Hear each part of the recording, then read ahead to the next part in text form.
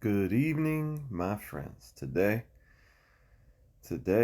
I'm going to share from Romans chapter 5, verses 13 and 14.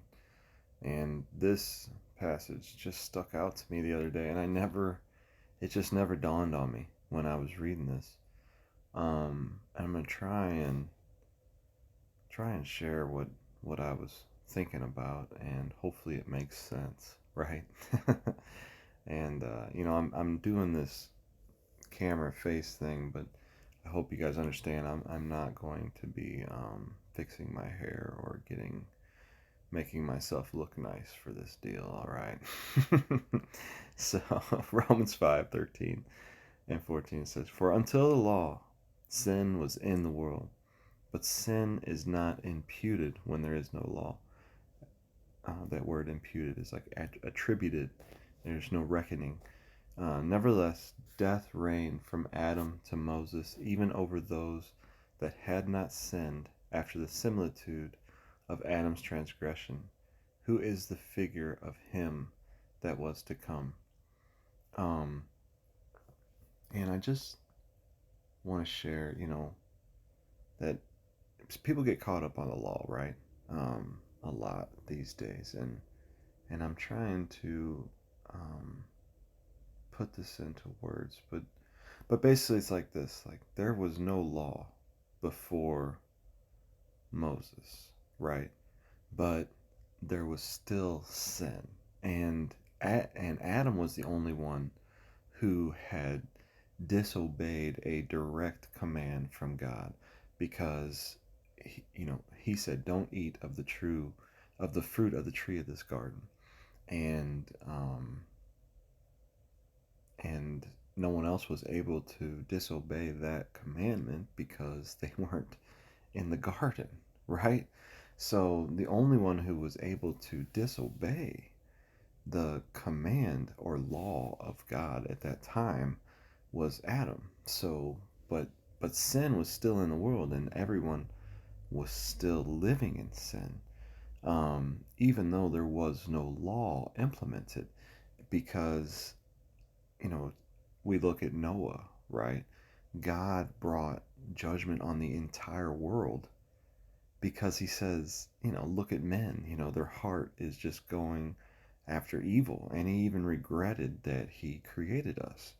So, but there was no law.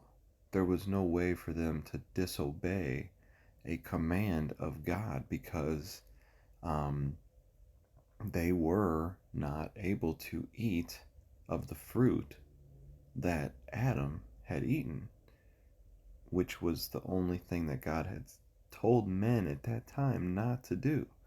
Are you following me? So, but God still got provoked to wrath and brought judgment on men, even though they weren't able to disobey his commands because they didn't yet have the law, right? So, it's important to me to see that, because people get so caught up on the law that they get sidetracked. Um, it's not it's about, you can sin apart from the law, right? Uh, the sin is rebellion against God. It's God's not looking for us to um, keep set commandments, right? He was looking for us to be like Enoch, who walked with him, who had faith and pleased him, um, and walked with him, and God took him from this world, and he was just looking for that. He was looking for that faith in him, like it says of Enoch. Enoch pleased God, and without faith it is impossible to please him, because whoever comes to him must believe that he exists, and he is a rewarder of those who diligently seek him. So apart from the law, even at that time, faith was what was accredited to righteousness, you know, because Enoch, I don't know if there's anybody else who's testified as righteous, or at least having faith. Um, besides Enoch.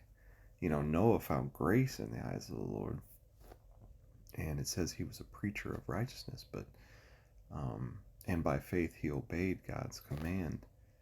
But Enoch is like the first one that you know pleased God, and is you see the reward of that. He just gets to go straight to heaven. Anyway, so I just wanted to share that there was no law that men could disobey, but God still brought judgment on the world, and um, because of men's sin. Sin was the problem. There is sin apart from the law, and the consequences of sin is death. Amen.